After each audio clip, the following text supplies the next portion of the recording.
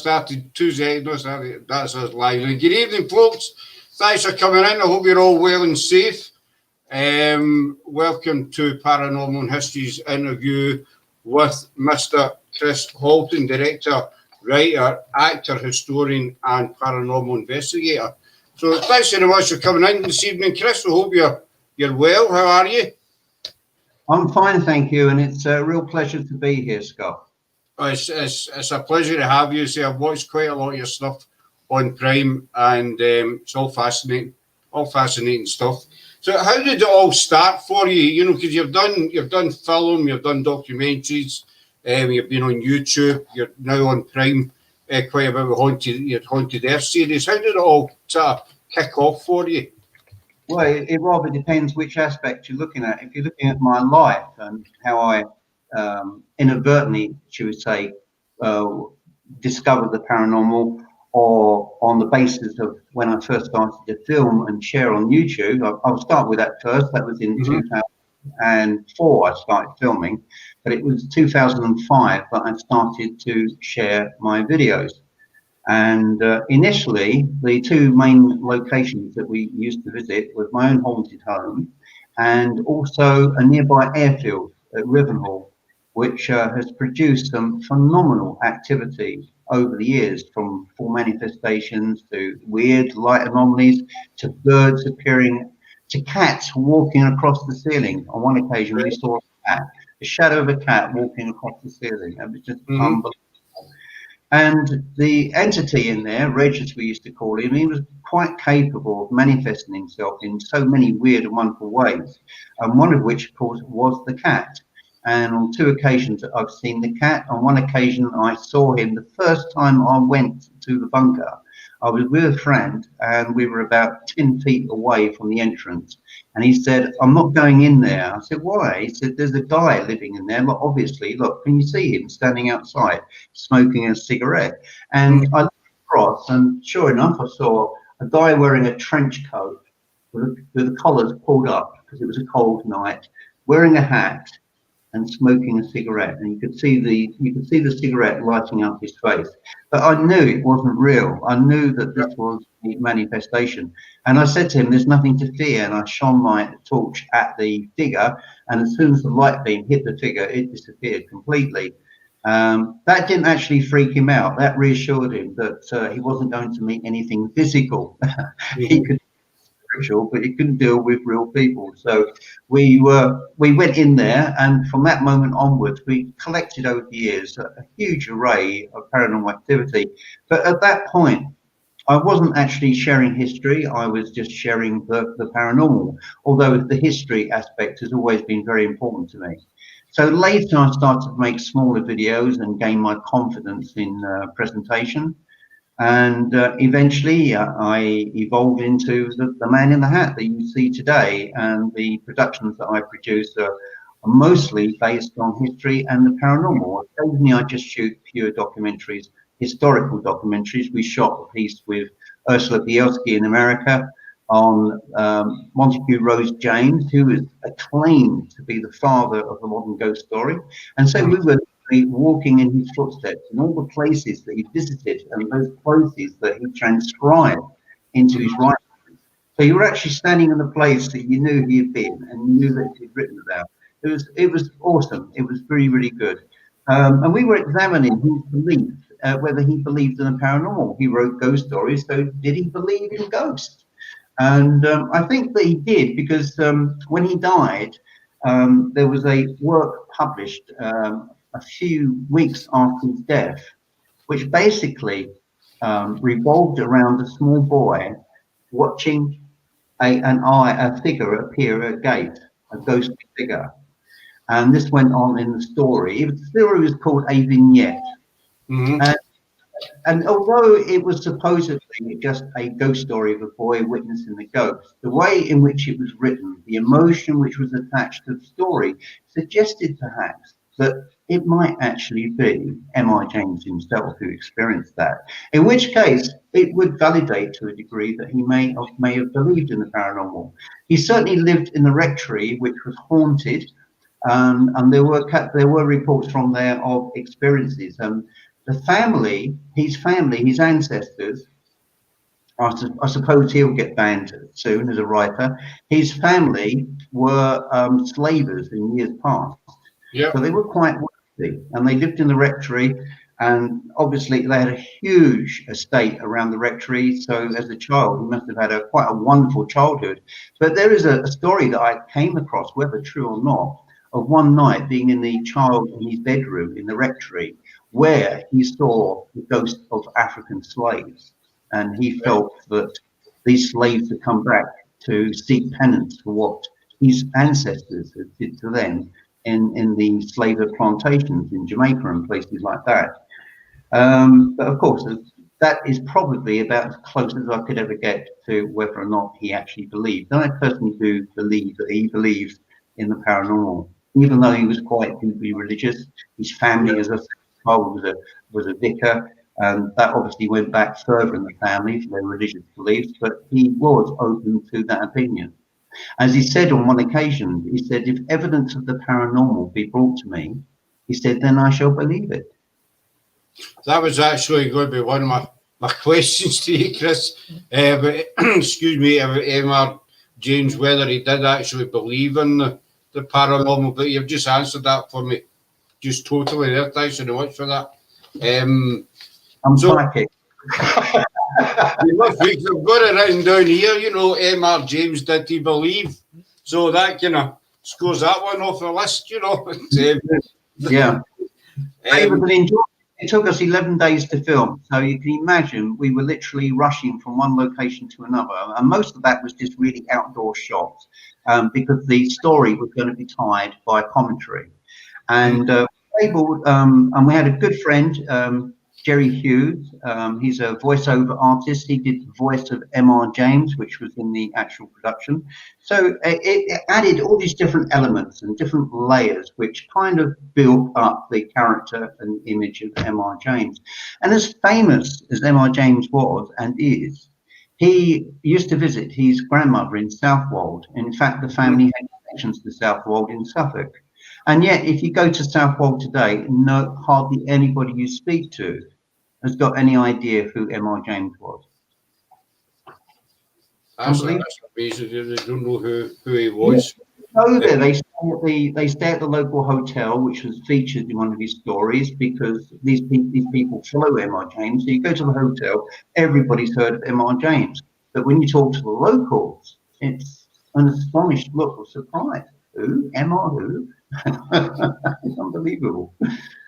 So you've got your Haunted Earth series. You get various documentaries on it. You know, the witches of Essex, the Tudor ghosts as well, the village folklore. Sorry, where do you get all your ideas from? Your inspirations for all these different locations? Well, I mean, as in my previous life, I was a researcher. I was a police officer. I was a field intelligence officer. I worked for the Essex Police, and they trained me in research. And of course, all the rules I learned from research I apply to my historical pieces. So I generally do quite a lot of research on locations to look for an interesting angle to the story, or of course to establish whether or not it's worth visiting at night to perform a paranormal investigation. But come across some surprising locations and had some amazing results, and particularly so using a PSP7 ghost box, which I think is probably one of the most authentic tools for paranormal research. That's the other thing I like about your style. When you go to the location, you always explain the history of the location, and it's, you know, you get some histories that it's very, very brief. You know, the presenter will just give you maybe 2 or 3 minutes, but you go right into detail. You know, with names, dates, and everything, which I find is very, very, you know, it's very, very informative, but it's very, very interesting as well, and it's good, you know. So the paranormal side, have you always had a sense of being around spirit? When I was very small, my earliest recollection was that I was seeing people on the street wearing clothing that seemed unfamiliar to me. I can't say it seemed weird because I was very small. And as I was growing older, I was still seeing these people, and I had a fever on one occasion from a cold. So my mother thought that I was deluded or whatever. So she called in the family doctor, and the doctors in the old days used to pop round and see you at home. And he was a lovely man. He was an ex World War II surgeon on board a naval frigate. So he'd seen everything in life, and he sat with me for about maybe half an hour, and he asked me about these things, and but he then asked me other questions to see whether or not I was losing it. And his opinion was that I was affected by a fever from the cold, and that I shouldn't, that my mother shouldn't worry about it; it will pass. And from that moment onwards, I kept those thoughts to myself. And the last experience I had was at a Essex County cricket ground. They have two, one in Chelmsford and one in the town of Southend-on-Sea. And I went to the one in Southend-on-Sea as a kid. Yep. And there was a large number of people gathered there. They've been playing cricket there for over 100 years, so it has a long association. And amongst the crowd, I saw a gentleman, really elegant-looking man, wearing a high with a shirt collar which was twisted over, the clerical type of shirt collars, wearing a beautiful Edwardian suit. He wore a really nice top hat. He had a nice cane, very fine moustache. You know, he looked quite eminent. He looked like the kind of guy that if you saw him, you would not, you would look back, you know, like, but nobody else saw him. Nobody else gave him a second look. And he was standing there looking at, they had a celebrity to open the match. And he was standing there watching all of this. And then he turned around and looked at me and he smiled and then turned back and walked into the crowd and literally walked into the crowd. His body was completely absorbed by the people that were standing there and just disappeared. And so from that moment, I kept all these things to myself because, and eventually I have to say, as I reached adulthood, I stopped seeing these things. They, over the years, they gradually faded away. I wasn't so tuned into them because part of me, of course, was telling me subconsciously that there's something wrong in what I'm doing, which of course is complete nonsense now. But you know, when you're a kid, it's very difficult when you've got a school of attitude which is firmly against what you've experienced. You tend to keep those things to yourself. And so I joined the police. I kept that, again, kept it all to myself. But then I found one day when I was interviewing a prisoner, I believed, I just knew from what he was telling me that he was perfectly innocent. And I was driven by this, and I actually proved that he was innocent. I actually found the people that actually did commit the crime. And I was given a big pat on the back. Oh, good police work, policeman's hunch, but it was a little bit more than that. And that's when I started to notice that I was becoming more empathic with people. I remember one gentleman I spoke to, he had a really weird aura around him. And that aura, unfortunately, as I discovered later, was death. He died a week later. I knew he was going to die. And that kind of shocked me, and it frightened me to a degree, to be perfectly honest, because you don't want to be next to someone that you admire and know that they're going to die very shortly, do you really? No, you don't, no. So, and I was picking up things about people and stuff, and so I applied all of that, which I used in my investigations. But I certainly don't, I have seen a number of ghosts, obviously, over the years in full manifestation in the flesh, as it were. I've also seen innumerable partial manifestations, light anomalies, and weird noises and sounds that have been picked up on investigations. I remember once at the airfield, it was staffed by the Americans up until 44. Then the RAF took over from 45 from late 44 to 45. But as I was walking around in there, we both, there's myself and a friend, and we both heard a rattlesnake as clear as day, and it was captured on camera, actually captured on camera, the sound of a rattlesnake. Well, the only people that would employ a rattlesnake sound would be Americans. And that obviously was keyed into the fact that we were on an American base. On another occasion, a friend of mine dressed up in a colonel's uniform that he collected, and he rather bravely decided to come with me to the airfield. He was physically attacked. He screamed in pain, and he had a really red, sharp pinch mark on his earlobe where they pinched his ear. And at the same time, on the PSP-7, a voice said, "Captain Cock." Wow. Right.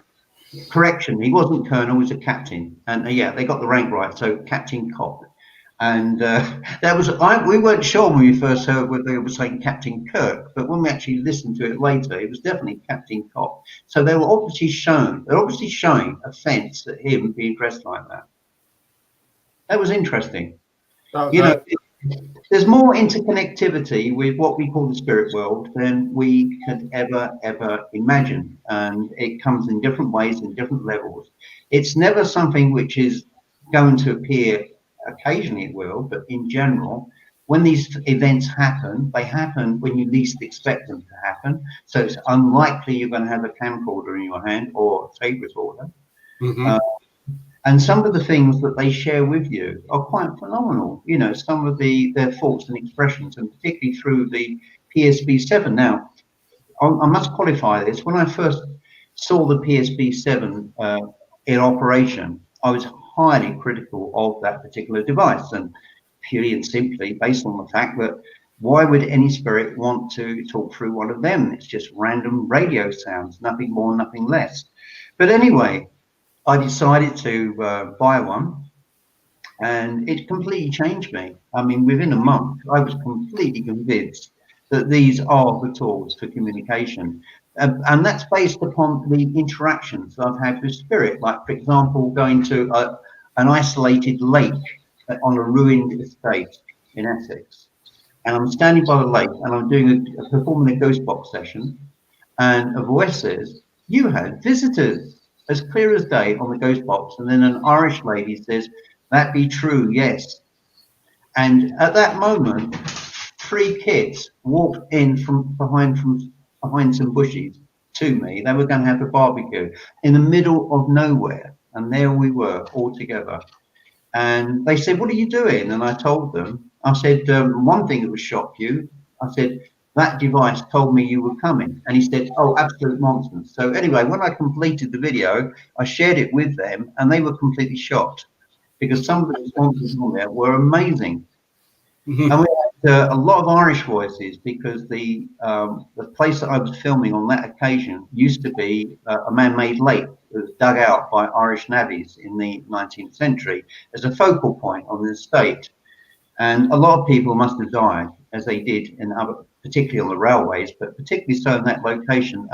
I could actually identify where their accents were from. There were a number of Dublin accents, a few Cork accents, and I'm listening to these guys and women talking. And one of them, a guy with a Dublin voice, he said, "Oh, for God's sake, please get on with it." It's just being impatient, you know, just trying to make communication. Yeah, it's just absolutely bizarre. But yes, I mean, I'll give you one other example very quickly. I mentioned her earlier, Ursula Bielski. She came over from America with her partner Dave and the 2 daughters. We sat in the back of Santon Church, and both of the girls have got German names. Ilsa and Ilsa was the one who was with us. Yeah, it was just Ilsa who was with us that night. And Ilsa was with us. And that's an unusual name, Ilsa, isn't it? It's a very unusual name. You don't find many girls called Ilsa in the UK. And as we were in, the ghost box said, "Good night," and "Good night to you, Ilsa." see, that's the thing, you know, a lot of people do doubt these gadgets, you know, like the SP7 box and Necrophonia, but I think if you can get, you know, like I said, that name, or if you get something come out of it that nobody can explain, then it's hard to, you know, it's hard to debunk, it's hard to deny that there is something there. An intelligent response. An intelligent response, as I've just been reminded it's called. Nicole was asking, did you get a lot of Class A EVPs? Well, outside of the ghost box, yes, we have picked up some very, very good Class A EVPs. I'll give you one example, which I thought was quite telling. When we were doing a PSP session, I've got to show you this now very quickly. This is my dog Poppy. She is an attention seeker. She cannot go 10 minutes without not having attention. So very, very quickly, I'm going to bring her up. Oh, Oh, look. there she is. She likes the camera. She's terrible. She really is, but I do love her. Come on. Right, yeah, sorry, where was I? I lost my train of thought. Nicole was asking about the EVPs. Yeah, I mean, we were inside this windmill tower at St Benet's Abbey on the Norfolk Broads, and you could hear voices coming through the ghost box, and we were asking whether there was a God, if they believed in God, and a voice outside of the ghost box, because it was echoey from within the chamber, said there ain't no such thing. There ain't no such thing. And on a few investigations, they've denied the existence of God, which I find quite interesting. Now, of course, if you share that with people with a deeply held religious belief in Christianity, for example, they would say, well, that's obviously Satan. You know, that's a demon that was talking. Mm-hmm. But, you know, I'm talking to ordinary people, and some conversations that I have with them, it's almost like a telephone call. It's almost like you're talking on a telephone with them on a bad line. Some of the stuff, the responses you get, are you willing to talk to us? Instant response, yes. And on another occasion, they were very reluctant to answer us on the ghost box. And then this voice said, I told you to go away. And did you? No, we stayed another 10 minutes and we picked up some more because somebody else then came on another voice appeared on the box, and we stayed with that one for about 10 minutes before we finished. And this was a really isolated ruined church in the Norfolk countryside. It was very difficult to access, but it provided a lot of interesting EVP. But some of the best EVP that we picked up has been obviously on that haunted airfield, only because we've been back there so many times over the years that we've heard American expressions that aren't used today in America, but were quite common during the 1930s and 40s. So that's another good indicator. On one night we were there, and I never actually saw this. So I was wearing a bomber jacket, I wasn't wearing a hat, and I was walking inside a Nissan hut. And as I'm walking down, very quickly, a figure, the guy that I saw those years previously, appeared wearing a hat with his jacket collar turned up, and you could see the figure looking at me and turning as I'm walking past. This was all very, very quick. This lasted for no more than 2 or 3 seconds, so I had to slow it down. But quite clearly, you could see the figure of a man there. I never spotted it because it was such a brief clip. I actually missed it, and someone picked it up when they watched the video and said, "Are you aware you caught a ghost?" So I went back to that particular point on the video, and sure enough, it was there.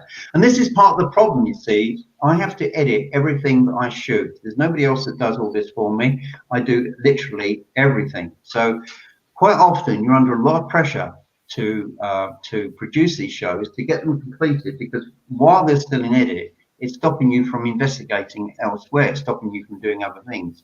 So occasionally, and it does happen occasionally, sometimes you miss things. You know, I'm quite open to admit that, you know, it's all part and parcel of the game. But the results that we get and the stuff that we're getting back is quite incredible. Eddie Mallet, are you aware of Eddie Mallet? Yeah, I remember Eddie Mallet, my childhood, well, my younger years, yeah. Well, Eddie was with us on at least 4 investigations, and where they actually named him. A voice on the ghost box. We were just picking up Eddie, Eddie, Eddie. And we were laughing and joking about the fact we can hear Eddie. And then the voice said, Eddie Mallet. And then when Eddie responded to that, and you could hear an elderly woman, and like she was talking to somebody else. Mm-hmm. And she's, well, I can't remember the exact words, but she was quite excited that they made contact with Eddie. And this continued for about half an hour. And then we were getting this interaction from people all the time saying, Eddie, Eddie, Eddie.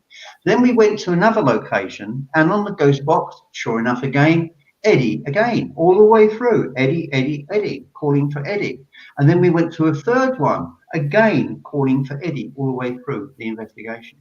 Weird, isn't it? Do you think maybe that particular spirit was following you around, maybe?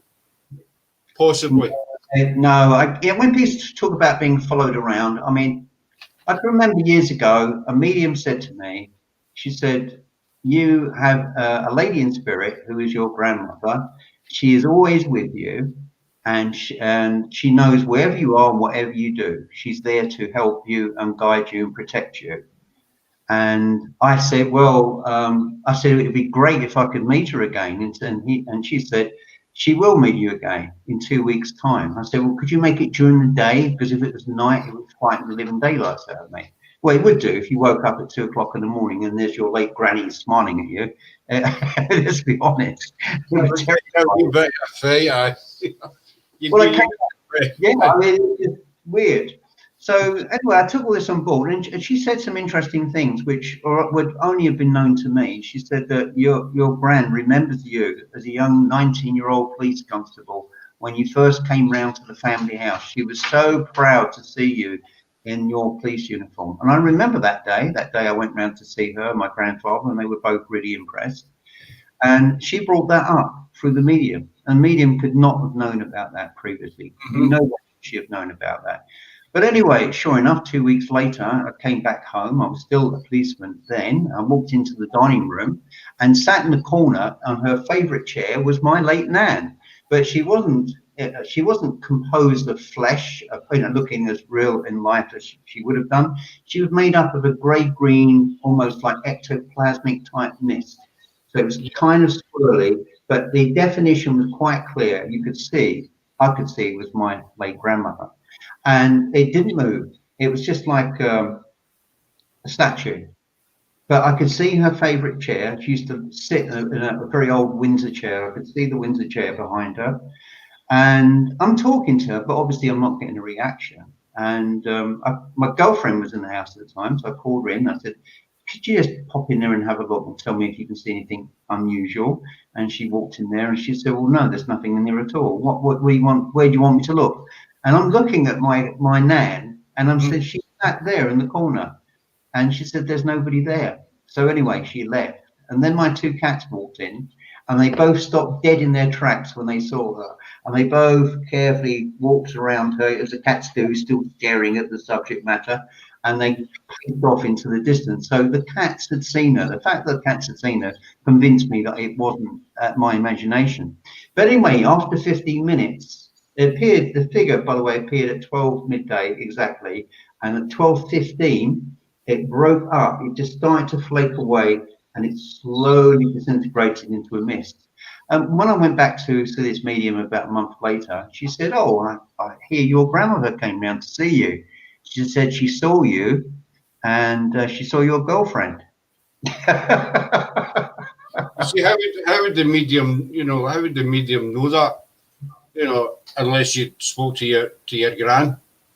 Well, I mean, this lady was very, very clued in, and unfortunately, there are a lot of mediums who are gifted, but there's equally a greater number of people that think they're mediums and aren't gifted, and we come across it all the time. But this lady was totally for real. On one occasion, this was a very, very moving story for me.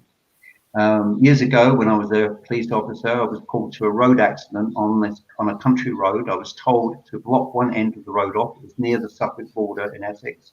They said that a unit is dealing with the accident. It's just damage only, and Suffolk are blocking the road at the other end just to let him get on with dealing with the road accident. I said, great.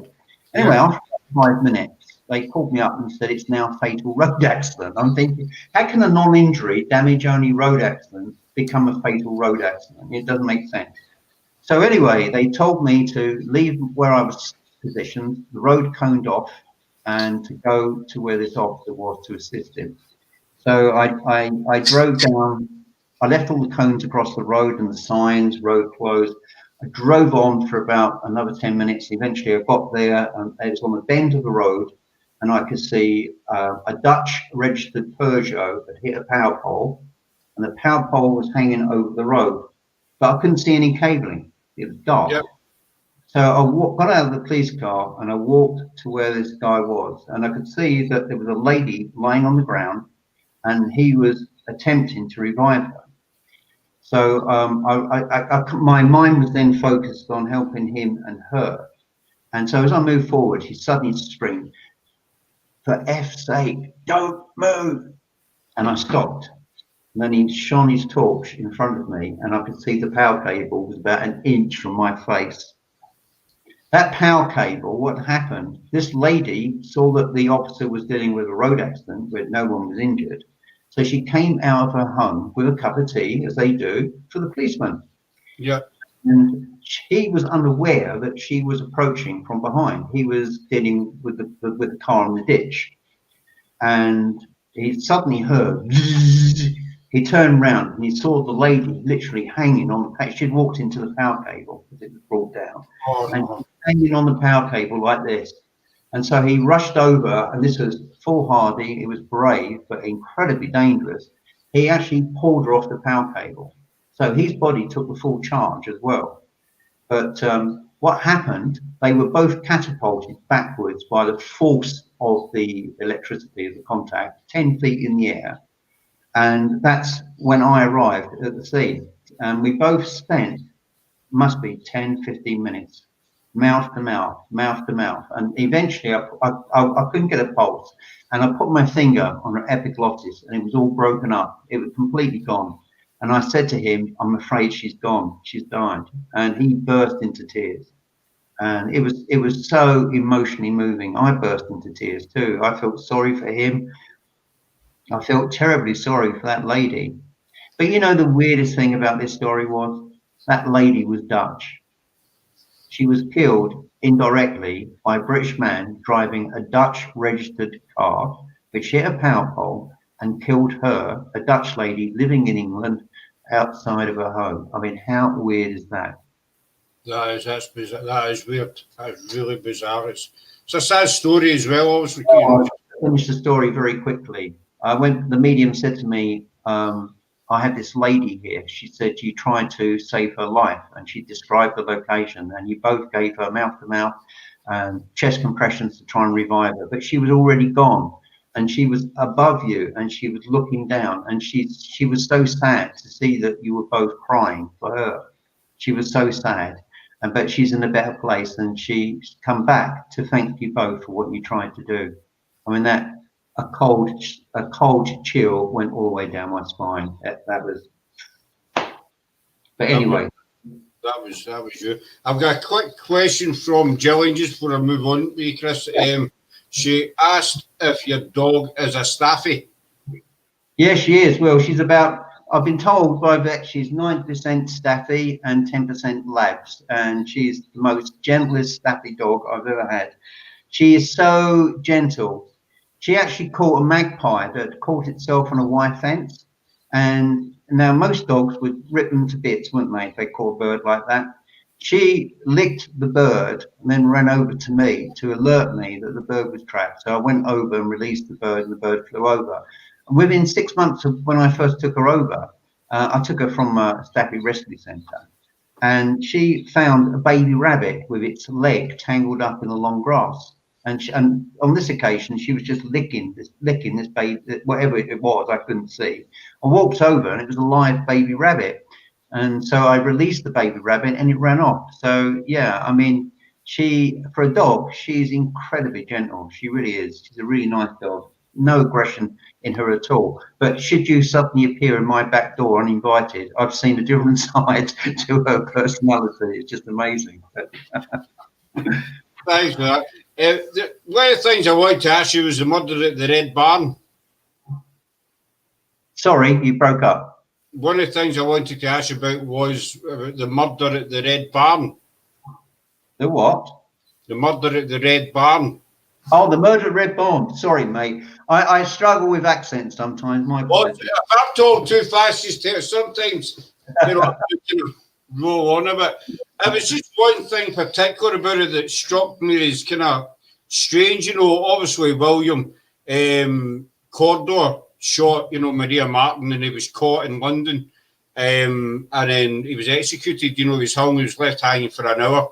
But then they cut him down and they took his body inside and they cut it open and let the crowds come in to, you know, to have a look. Was it they laid him on the table and he was dissected and people came around and saw what was going on. They saw him laid out first of all before he was dissected. It took over 30 minutes for him to die because they didn't have the long drop that didn't come into the late 19th century. So when you see movies, especially cowboy movies, you know, when you see him hanging there and they just push them and they just literally hanging there, you know full well they're not going to be dead in 2 seconds. They're going to writhe in pain. And that was the whole point of the punishment, to make them die slowly and in agony. And to finish them off, and especially with Corder, they got the executioner to put his arms around his legs and hang on him to try and put his weight down to suffocate him, to kill him more quickly. They removed his flesh. They removed portions of his flesh, which they bound a copy of the court records of that particular case, which is now in Moyses Hall Museum in Bury St Edmunds. And his face, when you look at his face, the scalp, you see his scalp, and you've got the impression of his face. They haven't got his full face preserved. They've got part of his scalp, but they took an impression at death. And when you look at his face, all the lips, everything about him makes him look as though he was of African descent.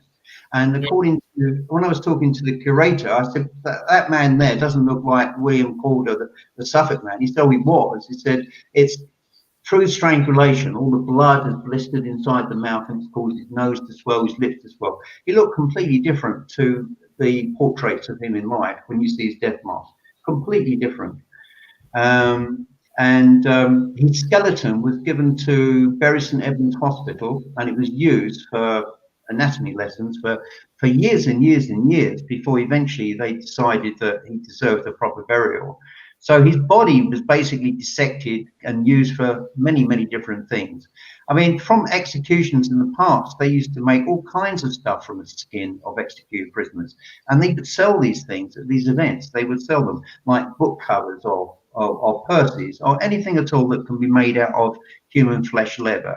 So yeah, it was a pretty insidious period of history where people obviously derived a lot of pleasure from public executions. But then again, to summarize on that, we only need to look at what life was like for people living in that period of history. Life was appallingly bad. Yeah. And so for them to actually see somebody else worse than them, it obviously for them was a cause for celebration, because there was somebody who was worse off than what they were. So that's why people enjoy these things. And of course, the fact that this terrible murderer, who was a rich man, had been dealt a fatal blow by the state and had been executed. You know, there's a lot of politics attached to it as well, of course. But yeah, Calder was basically a fool. He lied to so many people about his relationship with Mariah. She was convinced that he was going to marry her because she was pregnant. He had to say something. So he was left in a very difficult position. Does he go through with the marriage of marrying a commoner? Because that's the attitude that people had in those days. Someone who was well below his station would not have been accepted.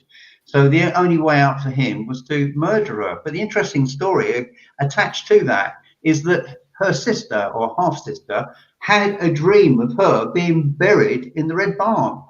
And that's where they found her remains. That's where they found her body. You know, it is a remarkable story. And as you say, Chris, you know, the way of life back then, you know, executions were they turned in a kind of fair. You know, hundreds would gather and there'd be people selling things and what have you. And as you were saying about the hanging with the executioner pulling on the legs. Now, correct me if I'm wrong, but is that not where the expression "you're pulling my leg" comes from? Does that not stem from there? I would think, I can't say for absolute certainty, but I would think so. Yeah, pulling my leg. Not a kind of expression you'd like to use today, isn't it? I'm going to pull your leg. Oh, you're going to execute me. I'm sure that's where the expression. I might be wrong, but I'm sure I did read that before. So I mean, you've been to a lot of locations, you know, castles, churches, everywhere. Have you got a particular type of favourite location that you like to go? Do you prefer castles to churches or graveyard, or you know, are they all the kind of same? It could be a 1962 derelict Pontins holiday cabin at Hemsby in Norfolk, which is like the end of the world. But if it's haunted, that would be the best place for me to be. It doesn't matter particularly what the location looks like. For me, it's the activity. But yes, generally, I film in historic locations, partly because that's the only way you can share a history. I mean, I couldn't share much of a history from a 1962 Pontins holiday chalet, could I, in Hemsby? There would be much to talk about. But if I'm talking about a castle that's been built for 500 or 600 years and the people that are attached to it, and also with churches as well, then that makes an interesting story. And but as far as activity is concerned, I think that activities are relative to the period in which they're in. Like, for example, you don't see many T-Rex ghosts anywhere at all. You don't see many dinosaurs. You don't see any cavemen or anything like that, or primitive man. It's because I equate the spiritual existence of activity to the light of a candle flame. I think it burns very, very bright after people pass over. And I think over the centuries, it gradually burns all the way down to the bottom of the wick and then extinguishes itself. There are anomalies to that particular theory. One is, of course, Roman soldier ghosts that have been seen on numerous locations. In the case of those, I think that what we're looking at more there is residual energy, which is a reoccurring film, relaying an incident from the past, which replays itself constantly. But I think for interactive spiritual presences, the ones where you can get some kind of interaction, I think they're more contemporary. I think they're more likely to be active in more recent years than in centuries past. But again, that's not a defined rule because there are exceptions to that. So yeah, generally speaking, anything up to about 300-400 years, I think is certainly game for activity. I think if you go further back than that, the opportunities of capturing anything from them is fairly limited. But you obviously, you know, you're a director, you're a writer, an author, historian. You're also a paranormal investigator as well. And I compose music.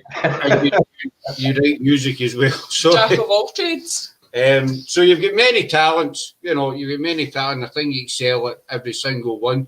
Do you have a particular field that you prefer to the other, or? Not really. I just like being, well, you know, one side of me likes to be creative, hence the filming and the music that I've made and the writings, stories that I've written, is the creative aspect of what I do. That gives me satisfaction. But I can't say that any one single part of the process is more of a favourite than other. I think the worst part of the process, I suppose, is the editing because it takes so long. But then with the editing, you're the first to experience something that was captured on that investigation that nobody knew about. So you can imagine the excitement there. So each has got its strengths and weaknesses. So I like to compose music, for example, if I haven't got a lot to do, and I can chill out for a few days and I can just sit there and play around and eventually come up with something which I can then share. I mean, the fact that I can't read a word of music, I hasten to add, I use sound loops from real instruments to create my music. So I'm actually listening to the sound and projecting the kind of music I'm trying to project from that onto the computer, and then hopefully I've got something which people will like at the end of it. So yes, I enjoy that. And the only reason I can't literally write music is because when I was at school, they sacked the music teacher. So that didn't go so far. I was so interested in music, always have been. I just love music. So yeah, the real pleasure is music. Everything else I enjoy immensely, but it's a different kind of feeling, you know, according to what you're doing. So I can't actually put my finger on any one thing that I prefer more so than anything else. There's Nicole. Nicole's asking what kind of music do you compose? What instruments do you play? Well, if you go to my YouTube page, Haunted Earth, the latest video on there is a compilation of all my music. It ranges from contemporary to classical, and you can see the video there. There's probably about 6 or 7 songs that I've actually put on there, maybe more. I love the violin. I mean, if I look at instruments, I particularly love the violin. I love the cello. I love piano. I love things which are emotive, which draw emotion, because emotion helps to create much better music, in my opinion. So if it's strong emotionally, it's powerful, you're absolutely gripped by it, and it just follows through naturally. Other times you could be sat there for a week and you just could not put something together, and yet on other occasions it's just there. It's just weird. It just comes together. Yeah, it all comes together. Yeah. It's just amazing. You've done a program, The Witches of Essex. Essex Witches, yeah. I did that, and I was attacked for it because I was trying to help people out by putting things into a modern context that people would understand. And I described the witches as what's the contemporary word for witches today? Healers. So, no, there's a particular word expression. It's a doctrine of belief of witchcraft. I'm trying to think of its name. But anyway, I use this particular term. It's completely slipped my mind. I'm sorry, but I use this particular term in the video to draw context to people to understand what I'm actually talking about in a historical context. And immediately I published that. Oh, a tsunami of criticism from people. That's a modern concept. You can't use that. And I'm thinking, what have I tried to explain? I've tried to explain something, and some people have just literally gone for the word and ignored everything else that I've said around it. So now I tend to tread very carefully, and rather than to be a little bit more, should we say, poetic in my use of words, I tend to stick to the script, as it were, you know, keep it basic and short. And the other thing about presenting history, I also think that most people's attention span is probably around 10 minutes. So it gives me 10 minutes to put the message across before we move on to the next stage of the show. In which case is then the introductions of Eddie and Pat, who's joined us quite recently.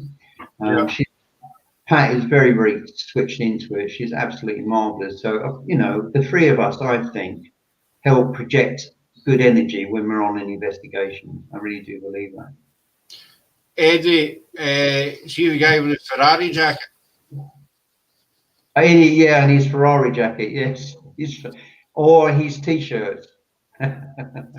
Does he ever take the jacket off? Because every time I've seen him, he's got that jacket on. I've only ever seen him in the red one, but he has got a black one, believe it or not. He's got a black one and a red one. Not that I'm complaining. I'm a Formula One man. I'm a Ferrari man myself. That's what caught my eye when I first saw him.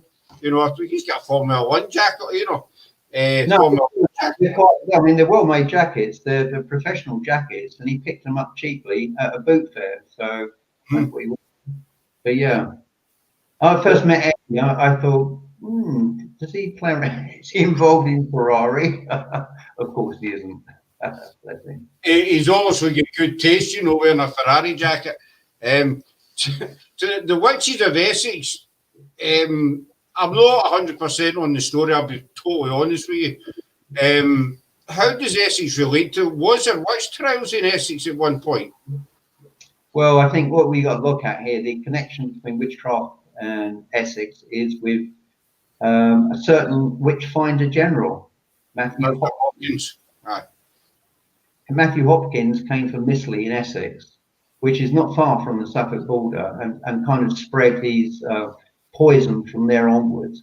So, I mean, one of his earliest victims. So you've got to going back again to that period of history. 17th century, personal hygiene wasn't an important aspect of many people's lives. So particularly with some of the women, they would have cankerous growths, they would have warts and sores, and all caused by living in an unsanitized background. So if they live in a dirty house, they don't wash, they're going to pick up all these facial deformities. And of course, that was the mark of the witch, wasn't it? So that was an easy one to pick on people with. And then eventually got John Stearns. He met John Stearns at a hearing that was being conducted by John Stearns into witchcraft, was greatly impressed by John Stearns, and then added him to his retinue. Eventually, it spread into a large group of people, with women coming down from as far as Scotland to join in this particular cabal. And of course, they made a fortune. They went round accusing. Look, I mean, if I was a very wealthy person and I was completely unscrupulous in that period of history, and there was somebody in front of me who was a problem, who was stopping me from becoming more wealthy or stopping me from marrying a particular woman, as an example, I would pay Matthew Hopkins to pronounce that person as a witch, get them executed, and take the problem away from me. And Exactly. he murdered over 900 women. 900 women were executed by Matthew Hopkins. It was more. Next week we're doing a 3-day special on the Pendle witches with Simon Entwistle. He's coming in to talk about the history side of it. But I think in the case of Matthew Hopkins, it was a business more than anything. You know, I think it was more greed on his part. You know, I actually went where his house was. It was now a car park and a pub. It was a very tiny slot of land his house was in. And when he died, he was actually in poverty. All that money that he had acquired, he'd wasted. He would have been a millionaire by today's standards with what he was charging people. Mm-hmm. But, you know, and he worked in a very insecure period of British history, the English Civil War. You know, there was all these battles going on. There was one regiment supporting the king, one against the king. And so he could freely pass between borders. He had parties to allow him access because his services were required, not just by the royalists, but also by the Roundheads, the parliamentarians. They were all using Matthew Hopkins. And it was eventually one priest that stood against him and called him out. And that's where he lost his battle. And after that, his fortunes and his fame gradually dwindled away. But much of his influence came because he lived in Manningtree, Missley. He was an article clerk dealing with ships coming in from the continent. So he had a lot. He actually lived in Belgium, I believe, for a year. And while he was there, he acquired all these books, European books on devil worship. And of course, he took the elements from these books to write his own book on witchcraft. And that's what popularized him. And then after Hopkins had died and everything had disappeared, everyone would have thought, yes, that's the end of it. Peace has been restored. And then somebody took a copy of The Discovery of Witches, which is the book that he wrote, to the colonies in America. And like a virus, it spread very quickly right through the colony, and again resulted in more and more people being brutally executed for the crime of being a witch. It's absolutely insane, isn't it? it wasn't. I think it was. You know, it was one of the easiest ways to get rid of. You know, as you said a few minutes ago, a business rival or a love rival, or you know, if you wanted somebody's land, you know, anything. It was the easiest way to. It could be anybody. Yeah, if you got the money to pay him, he would be willing. He would be willing to do whatever you asked him to do. And of course, if he fancied a girl, if he arrived in a town and saw this particular girl and thought, well, she's hot, he'd give her a choice. She either give herself to him or she'd be prescribed as a witch. So he had his wicked way with women as well, on the pretext of saving them from being executed. It was such a terrible time. You know, and I think as soon as the finger was pointed at you, that you were doomed anyway. You know, that was it. It was, you know, what didn't matter, innocent or guilty. Well, without a doubt, he is Britain's first serial killer. I've never thought it that way. What's that? Basically, that's all he did. He just murdered, you know, day after day. And when you murder over 900 people, that's quite a significant serial killer, isn't it? That is quite a lot of people. So I know you're limited to time. I just got another couple of questions before I let you go. I mean, as I say, you've been in a lot of locations. Do you find that the more you go to a specific location, do you think the spirits there get more used to you and become closer to you? I think the best time to visit a location is the first time, because the first time you go there, you feel everything. As soon as you walk into the building, you can feel it. It's insidious. It's everywhere. You can feel this energy. Second time you go there, it's a little bit eased off. Third time you go there, it's eased off a little bit more, because your psychic side of your personality, your spiritual side becomes acclimatized to that environment. So you're not feeling them as strongly as you did previously. So I always say the best time is always the first time. And the best places to go to are the least accessed by people. You find an isolated building in the middle of nowhere that's got history and no one's been there for a long time. It's like moving into a house where the previous owner kept a dog. And of course, all the fleas have died, but all the eggs are still remain in the carpet. And as soon as you move in, the eggs come alive and the fleas start biting you again. And that's just like with spirit. You walk into these buildings and then all of a sudden the activity starts again.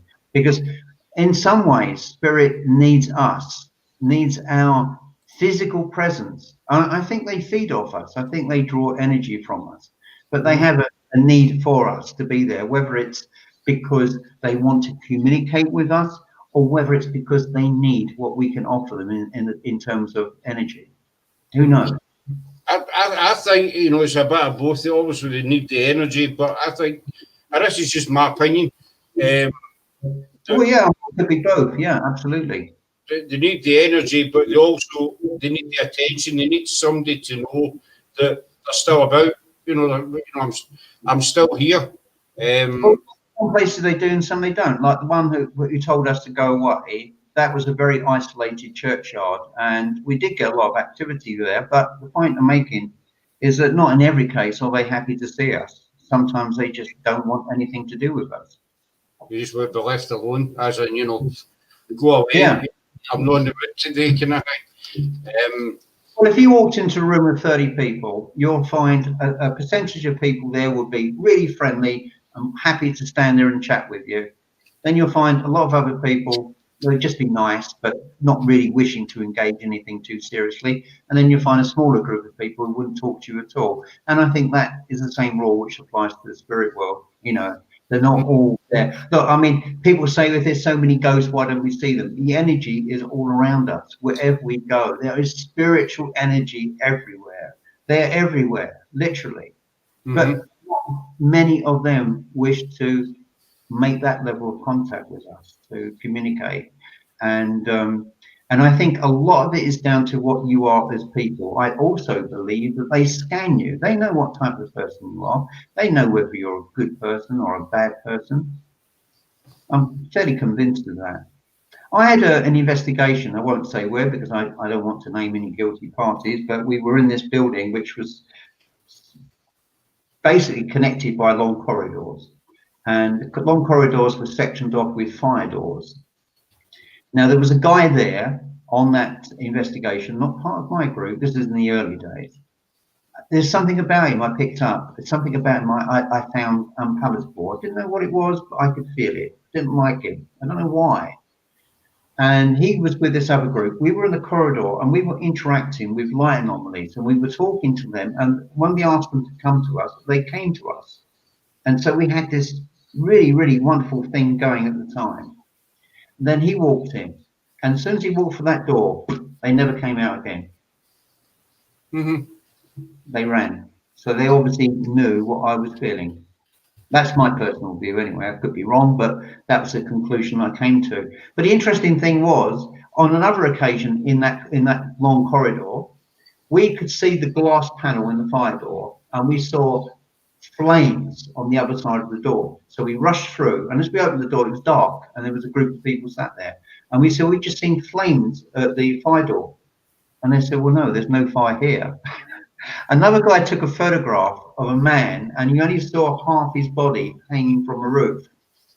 And someone said, well, that's ridiculous. How can someone be half hanging from the roof? I said, I think that you'll find if you research that someone had committed suicide there and he was hanging from a different floor pattern at that period. Yeah, So his nails the ceiling was probably much, much lower. And what you're seeing is partial manifestation of that death. I mean, that was really, really weird. But I saw the photograph and looked at it, and when you see a pair of legs sticking through the ceiling, that is kind of weird. Very, very strange.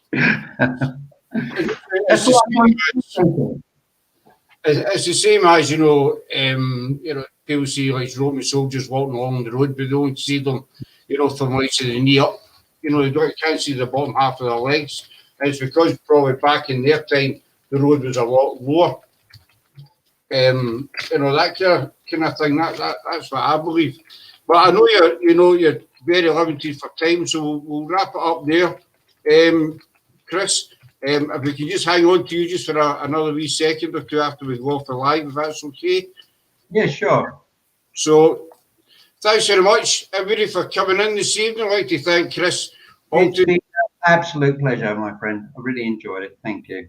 Yeah, I've been dying to get him on for a wee while, and we finally got him, So we shall see you all. I think we're on tomorrow night for a fun night, 9 o'clock, but we shall see you all again soon.